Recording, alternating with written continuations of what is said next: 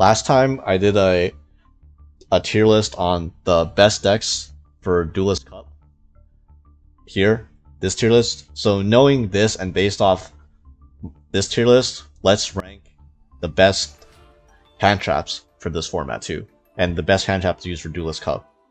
Now, as with every Master Duel hand trap tier list, let's get this out of the way. Just put the Maxx C here. This will probably never change. Let's look at the top decks from here. Okay, so which decks is Maxx C not good against? Okay, it's good against the meme Border Patrol Stun, lol, okay, whatever, and then Labyrinth. Potentially it's at its worst against Labyrinth. And even then, versus Labyrinth, it trades a 1-for-1 100% of the time. And short of that, it has other purposes such as chain blocking their Lady Lab so they don't get a trap surge. And a lot of times you can even get 2 draws off of it on your turn, since if they have multiple Welcome Labs or if they want to summon the Lady Lab during your turn. So it's even in its absolute worst matchup this format, this is minimum a 1-for-1 and a lot of times a plus, and it has disruptive utility. So everything else, it's the nuts. So just forget about Maxx C. The next one is Ashe. So I'm putting Ashe below Maxx C in the good. It's good versus everything in a weird way, because it's actually, in terms of hitting deck's engine and hitting their game plan, it's actually it's rarely ever like the best hand trap versus any specific deck besides like Branded and Labyrinth.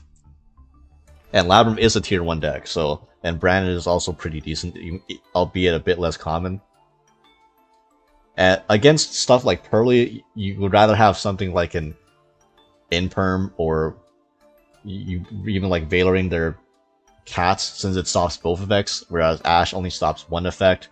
Or if you want to Ashe the... If you're like ashing the My Friend Pearly, it's okay. But then you're like praying that they didn't hard draw anything because Delicious is F3. Against Kashtira, it's kind of weird. They still get the extra def rip you if you Ashe your Fioses.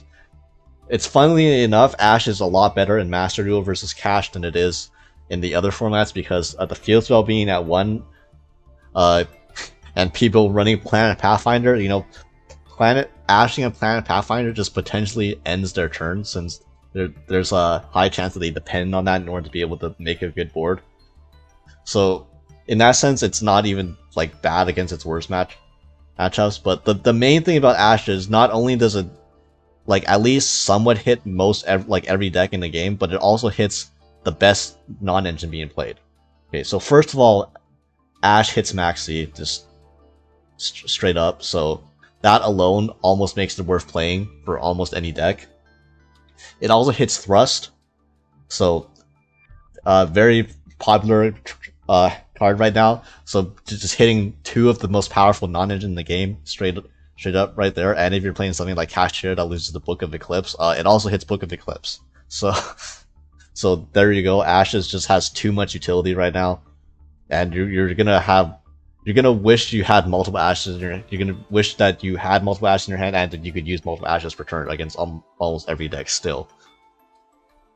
Next up is didn't quite order this, but Belle is it's either meh or whoa, okay. So I'm glad I caught this.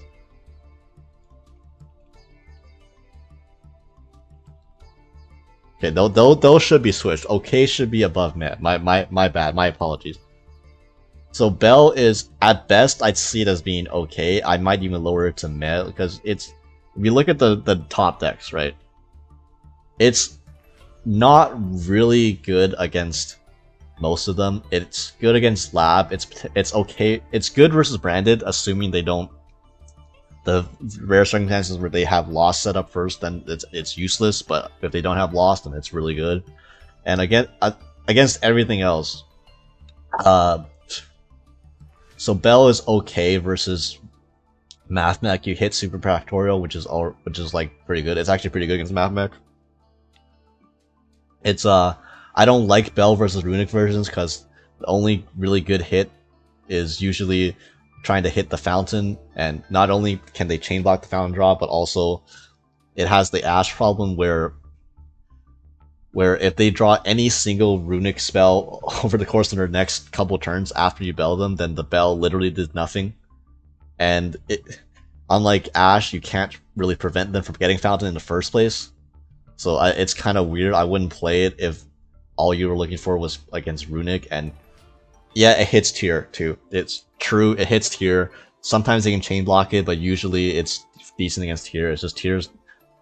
It's a matchup that exists, but I don't think it's that common. And then versus the rest, it's like, yeah, it's like 3.5 decks that, or 4 decks that it has really good.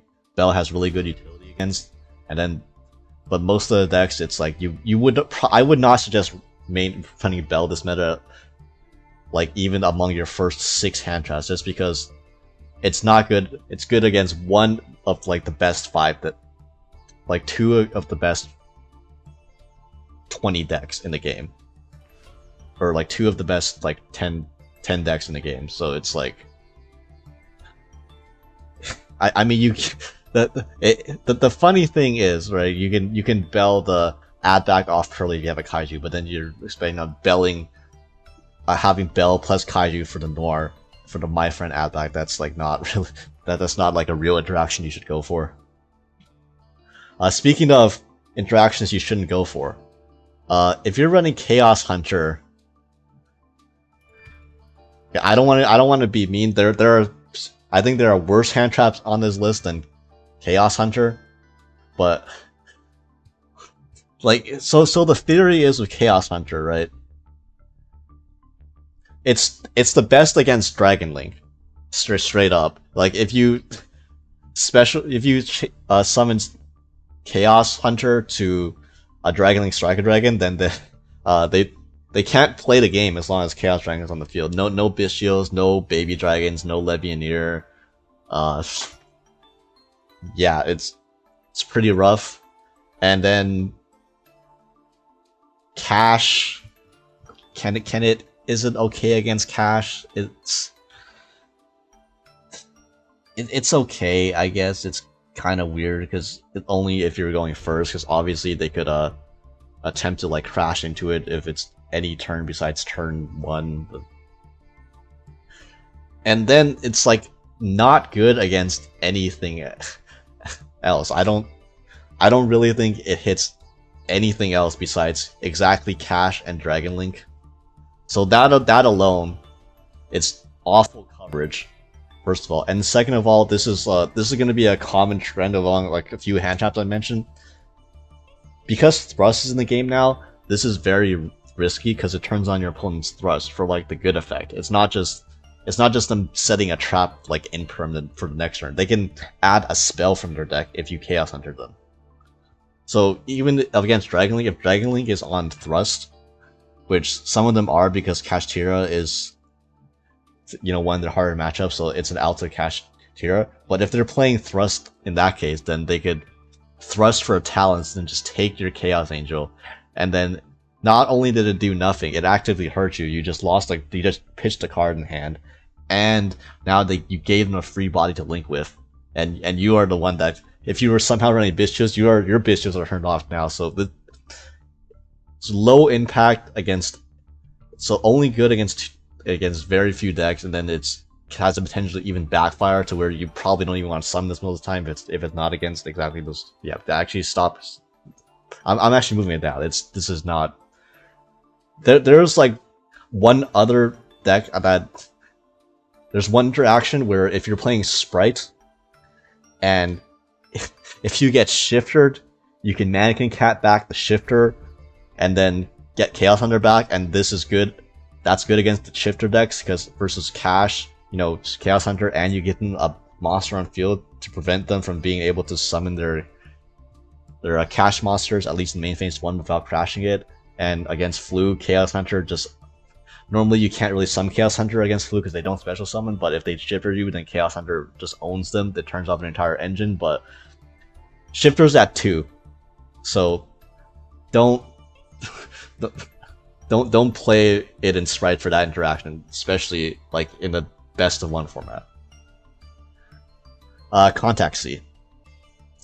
I'm kind of leaning towards this as well because I mean I don't feel like most decks should really rely on this. It's a lot better than Chaos Hunter. It also doesn't have the problem of turning on your opponent's thrust for the good effect. To go over the opponent's decks, so theoretically it's pretty decent against Pearly, right? Since they won't be able to, you summon Contact C, and then they can't out it, and then they can't really go into their any of their Pearly Ixies. Against Cash, okay, so against Cash it's kind of weird because we have this issue of they are able to tribute summon. That is definitely a mechanic, so it'll maybe make their board weaker, but a lot of times it might not even do anything at all. They can just, if they have an extra, like it turns Fender, like it even makes Fender arguably a little better because you give them 1/2 of a tribute material, so now they can summon Fender and then still have an extra Kashtira monster on board potentially that they would have normally had. I don't. Maybe it's not the most reliable against Kashtira. Against Dragon Link, Striker Dragon, no. Against Branded, if they run Sprint, they can still play through it. So it's like it does make your combo weaker, but you also lost cards out of your hand for like no reason. Then the rest of the stuff, it's like Sprite decks, hell no. Math Mech, yeah, maybe Math Mech. It prevents them from going Alan Version and stuff. Actually, no. Transkill Talker doesn't require Cyber, so actually no. Scratch that, no. And then I don't know. I feel like Rika has at least some generic links they can go into. Like we're really scratching the bottom of the barrel here. Naturia and like any deck that you think can run like a generic link, no. So like none of these, probably nothing below that, because they always have at least one generic link monster they can go into. Maybe Sword Soul or not, but like it's not consistent. Like against Pearly, they don't really run links besides maybe Anima and then stuff they can go into their Pearly stuff like Azalea and stuff. So you can catch them off guard with Contact C. Against everything else, it's nah. Stop clicking with this. I don't think this. If every deck was like Pearly and didn't run generic C or generic links, but nah. DD Crow. Okay, so DD Crow. I think I might put it above Belle, since most of the time against most decks, so here against the majority of decks, Crow serves like the same purpose as Belle in terms of disruption. It does basically the same thing most of the time, except Belle can hit Call by the Grave, I guess, so that has a little more utility in that sense. But the big thing is, Crow is better against Pearly. That's very key, because you can Crow when they use their Black Cat effect to Exceed summon with the Quick Play spell on the grave, you Crow away the Quick Play spell and they don't get the Exceed summon. That's huge. That's actually a very big play, and that alone, Crow being good against the best deck, in my opinion, format, like puts it a bit above Belle, even though Belle is good against the tier 1 deck like Labyrinth, whereas Crow isn't. So these are both like okay, and you can run, if you're running a deck with a lot of hand traps, you might consider them. I wouldn't play in most decks that can't afford to run like 15 plus 18 hand traps. The okay category is where I would start, is where I would cut off for the hand traps you run for most decks. Droll is actually decent. So I'm leaning towards it's good versus most decks, which might not be exactly the case. It might not be good against most, quote unquote, most decks, but it's very is potentially very good against the best decks. Like, Droll is the best hand trap you can run against Dragon Link. Droll, especially in Master Duel, I don't see it. Maybe this will change in Duelist Cup Stage 2, but a lot of people don't play around Droll. It's for some reason, and then they don't activate spells in the draw phase even when they can. And then if they don't, then Droll absolutely cooks Pearly as well. And Droll against decks running triple, like against the Kashtira builds that are running triple Planet Pathfinder, that's pretty devastating. If they're running Small World too, that's pretty devastating. The Punk builds, that pretty devastating. Even just hitting a Unicorn. Okay, so hitting a special summon Unicorn, it's if that's their first summon, that's when Droll is at its weakest. That's when it potentially does nothing. But more times than not, Droll will be pretty decent, and it's okay against Sprite variants, since Sprite variants tend to not be able to play around Droll that well. I assume it's good against Rika, Mikanko. Okay, maybe not so good against Mikanko, since they only really need to search twice during their combo. Against Mathmech, it's you cut off their ability at diameter, but it's kind of meh. Runic, yes. Tier, no, and then the bunch of rogue stuff. Striker, if imagine drolling their thrust on Striker when they add engage. Oh, man. But yeah, in my opinion, Droll has a higher impact on average has a higher impact against the better decks in the format, so I'm putting it tier above Crow and Belle. Valor is okay. I want to discuss these effect negation hand traps somewhat together. So Valor Infirm is the best one. I would argue Infirm might be better than Ash, or because Infirm as a hand trap is better than Ash at hitting other decks' engine and their main game plan. Infirming a Black Cat is much better than Ashing a Black Cat. You know, Infirming something like well, against Kashtira you have two ways. You can attempt to choke them off by infirming their Pathfinder or infirming their Unicorn, and bonus if you infirm their Unicorn for some reason, you don't get an extra deck rip, so that's nice. But also, infirm can be used on your turn, which is very, very huge. So you can use it to out Rise Heart. You can out other Fend if they have if you like Maxx C them and all they have is like a Unicorn or a Fender on the field, you can use infirm on your turn for that, which is huge, being able to use it on your turn. You could argue if that Ash has better utility because you could use it against Maxx C and Thrust, whereas infirm is just a hand trap, quote unquote.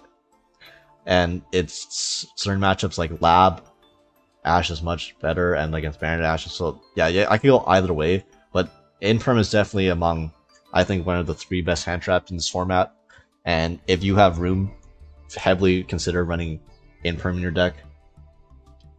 Next up is the Mourner and Valor. So hear me out. I'm gonna put it like this. I think Mourner is better than Valor this format, since the only time I think that so the few times Valor would be better than Mourner is like if you're playing against Flu, which is like who has played against Flu in this format, and Mourner, Valor hits like normal summon Alibur and normal summon Cats and Pearly, I guess. But I think majority of the time, at least against relevant stuff, Mourner will be just as good as hitting the target, since most stuff is special summon these days. So Mourner has almost as much good as coverage as Valor. Sometimes it has better coverage, since, like as I mentioned, if the Pearly player plays their own Droll by using stuff in the draw phase, then then that's something Mourner can hit that Valor cannot hit. Same with Brand Opening, although it's less common for Brand Opening to be used in the draw phase because of stuff like Cartesian and Fusion Deployment. You want that on field first, but if they do, then that's something else Mourner can hit that Valor doesn't. And obviously it gets cooked by Street. If like the Pearly player opens Street, then there's like no chance of Mourner doing anything, whereas at least Veiler and Infirm can hit the normal summon, I suppose. That might get you there. But Mourner has this, so it has this utility of, if you're playing exactly Kashtira, I really like Mourner in your deck. Because one, you can Mourner under a Rise Heart, which is, that automatically is huge. A Rise Heart is such a huge part of this format, and especially if you're playing a deck that itself plays a Rise Heart, you definitely want Mourner over Veiler. Just that's without a question. That's straight up there. Number two utility, Mourner is a level 3 tuner in Kashtira. So what's the biggest weakness to Kashtira is like board breakers, like and thrust and talent and stuff like that. If you have a 3-card combo to where you can make a Baron first before going to your full cash combo, then that protects you from the biggest weakness of your deck. And that, like, don't scoff at like normal summon a level 3 tuner hand trap.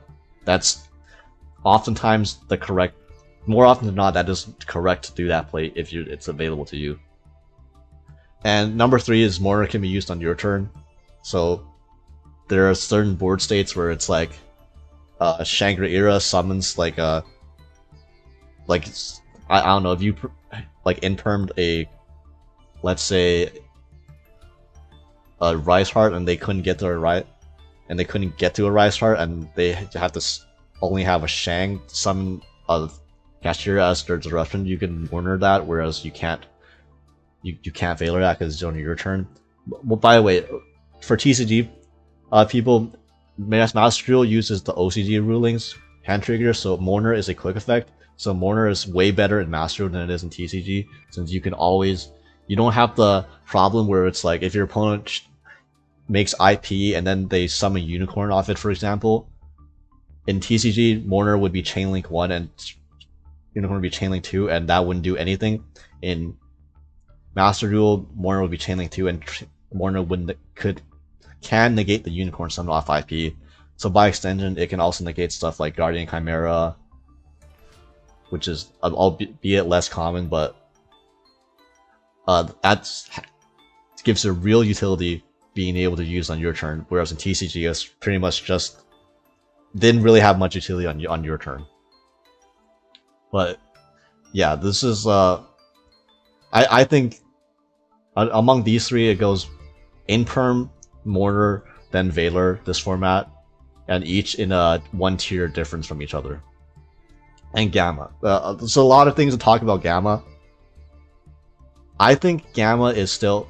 So the problem with Gamma before was most decks... This is the best of 1 format, and most decks want to go first. So that means most decks couldn't really use Gamma because it's kind of dead going first for most decks, because a lot of people will save their hand traps before you make until you make a play, and when you make a play, you usually have a Moss on their field, and then Gamma's dead. That's not as much the case this format. Because of the existence of cash, people are shotgunning Maxx C, and then Gamma just eats that up, just like it's a blowout. They want to shotgun Maxx C, so it has a utility there for almost every deck now as another anti-Maxx C card.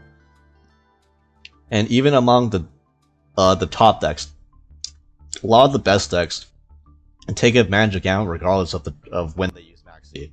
Let's look at Pearly, Cash, and Labyrinth all can use Gamma effectively.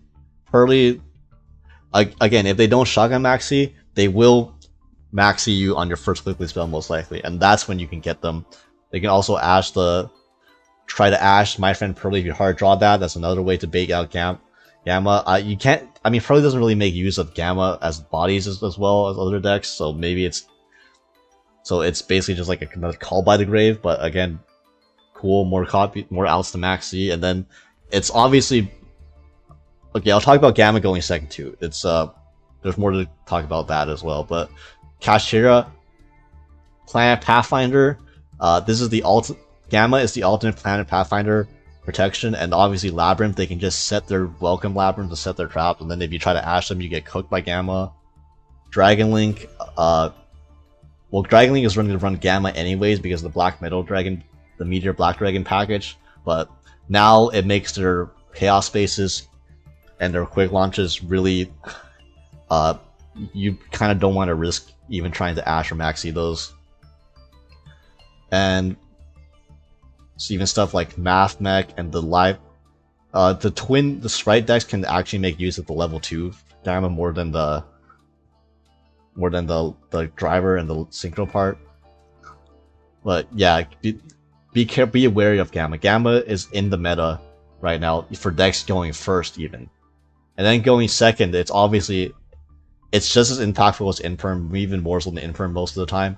There's just one issue is Gamma turns on Thrust to add a spell, which that's another thing I forgot to mention about Infirm. Infirm completely plays around Thrust, so that's a positive.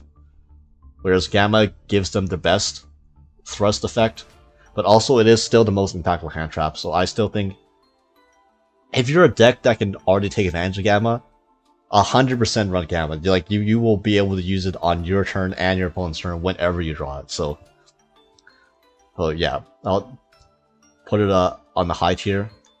Ogre is okay. Ogre's kind of weird. It's average against cash, like potentially. This has the problem of being the card that a hand trap that's dead under Shifter and a Rise Hard. Unfortunately, it also has it's also kind of like against, let's say Pearly for example. Pearly has a quick play spell that can protect any card they want from destruction. So potentially they can just play around Ash the Ghost Ogre anyways. Ghost Ogre is good if it resolves against the Pearly's Lily's Exceeds effect or against my friend Pearly, obviously, but there's a high chance that they can just play around that, so it's not reliable, but it is high impact against cash. All you're pretty much hitting is Birth, so I mean it's okay, but at that point they already got that far in their combo. Lab, no. Dragons it's okay against. Branded, no. And then the rest of the stuff, it's like never gonna do the job by itself. You know, at best you need to pair with another hand trap for the sprite variants, because they can protect their Gigantics with reds and stuff. So you need 2 hand traps, with one of them being Ogre, and then a lot of things. It's like not even potentially that high impact. It is pretty good against Mikanko. I will say that it's okay against Mikanko, but at that point it's like it's already kind of inconsistent or meh against a lot of the top decks. And yeah, this strikes me as somewhere in the okay tier, where it as like your 5th hand trap choice. Then you can consider Ogre, versus because all of these are kind of only good versus a few decks, and then like bad or like mediocre against everything else. Speaking of mediocre against everything else, Lancea. What's this for again? Like flu? I feel like this is not good against. Like, is Lancea good against cash? Because I can't think of. Is there another deck in here that you want Lancea for besides flu and cash? I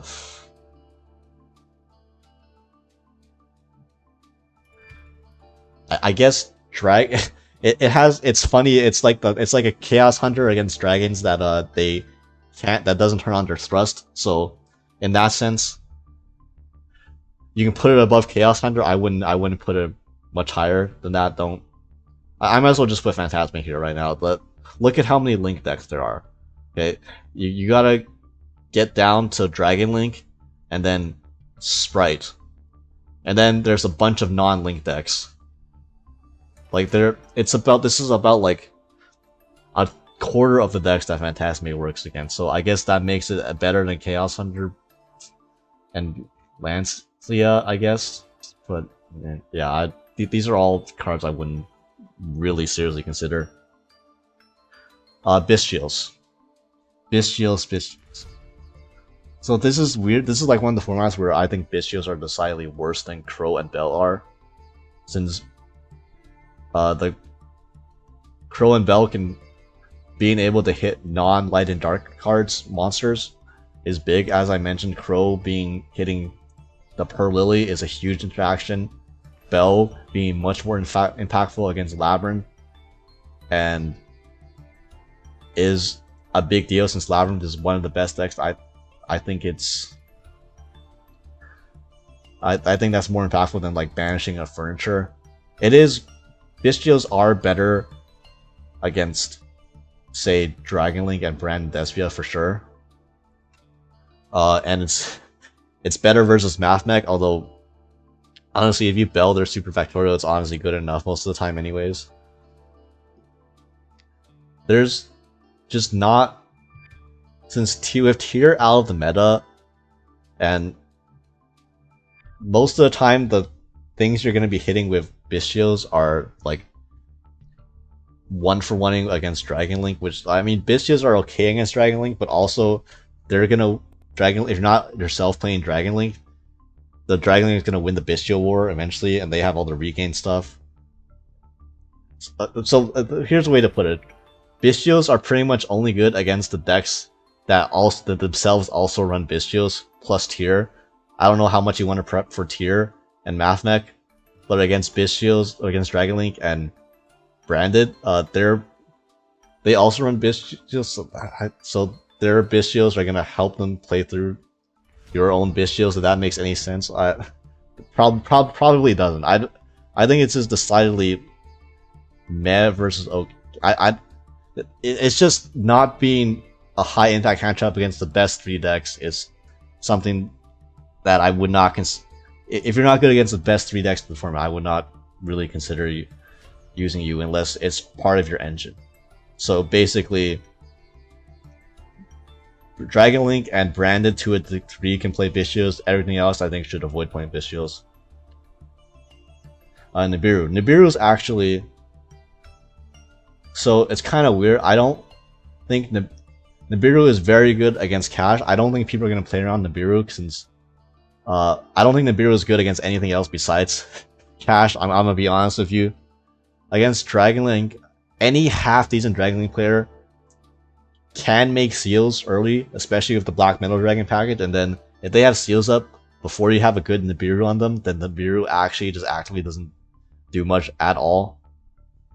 Then against everything else, at best, it works if you pair it with like a Veiler, so it works as the second hand trap. But you have to be a deck that runs enough hand traps to do that in, and then it hits a bunch of rogue decks. So like, it hits 1 out of the 3, out of one of like maybe the top 5 best decks, and a bunch of lesser rogue decks. So seems more of a I don't know if I should put it above Veiler or below Veiler's, since Veiler is just like bad Mourner, bad Imprint, whereas Nibiru is high impact cash and inconsistent versus everything else. I would say it might be worth to run the 1 copy still, as the way to not lose against Maxx C, and like as a cross-out target, I guess. Yeah, it's just not, in the best 1 format, it's not consistent enough to my liking. And then if Cashier bricks or they play around the mirror for some reason, it's actually just not going to do anything for you. Retaliating C. What does Retaliating C hit? It hits the Pearly Quick Play spells. And it hits Quick Launch. And it hits Starter, but half the time they have a red up already. I don't feel, yeah. Does it hit anything else besides exactly those 2 cards? You don't, this does nothing against, yeah, no, it's stop. I like Contact C better than Retaliate C, to be honest. Shifter. Okay, so Shifter's not good against everything because Cash is one of the most played decks, so it's obviously not good against Cash. But if your deck can play Shifter, I recommend playing it since it's good against almost everything else. So Cash, Flu, I think that's it. But yeah, Shifter hits everything else hard. So if your deck can run Shifter, still worth running. Cash is not tier 0 representation, it's still a pretty decently diverse meta. Ghost Reaper and Winter Cherries. Alright, so I I don't know if it's meh or like just unplayable. It certainly has a potential to be more impactful than the rest of this tier. I don't know what decks would run it. Like, maybe if you're like a cash, because you're not gonna play this. If you're only gonna play this and you're not putting in extra targets and it's only for like a mirror match like Cash or Pearly, then it's not worth it. I don't think Pearly can fit in the extra stuff anyways. I feel like if you're playing Lab, you could be running. Lab doesn't want to run this either. They don't want to run too many hand traps in general. Stun is not a real deck. This is not even that good, to be honest. If you're playing Stun, since you would lose. Oh no, they can't summon Rise Star, but you lose to the big ass Cashier monster they summon anyways. I mean, maybe I'll put it in. I don't know what deck that's good that can also run like a 4 to run Cherries targets. You would run like what, I guess Zeus, but like even then there's like too much. Sometimes it's not even good. Sometimes there's like too many of them to hit. It's like a slightly better Nightmare, like slightly better Cashier Unicorn, I suppose, that costs a card in hand and isn't free. Yeah, I don't know about.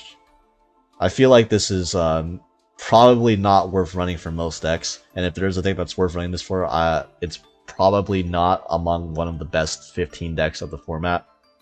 Really, since extra deck space, especially if this is the Cashier Unicorn, is actually kind of tight, and I'm not sure it's worth running Cherries targets for the few times where you have to Ash their Unicorn or Ash Theosis, and then you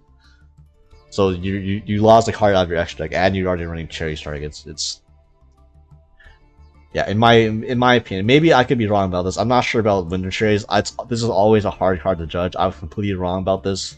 I wasn't completely wrong about this. I think I put this in the World Championship qualifiers. I put it in mid, when in fact it was like one of the best hand traps in the format, but that was a tier 0 format, and this is way too diverse for that. So yeah, the diversity is also hurts Cherries. So in the end, it looks something like this. Agree or disagree, let me know in the comments. If you guys want, I will also, I guess, do the board breaker tier list, which is very interesting now with Thrust in the game. And if you haven't seen my explanation for my top decks for Duelist Cup tier list, go check that out too.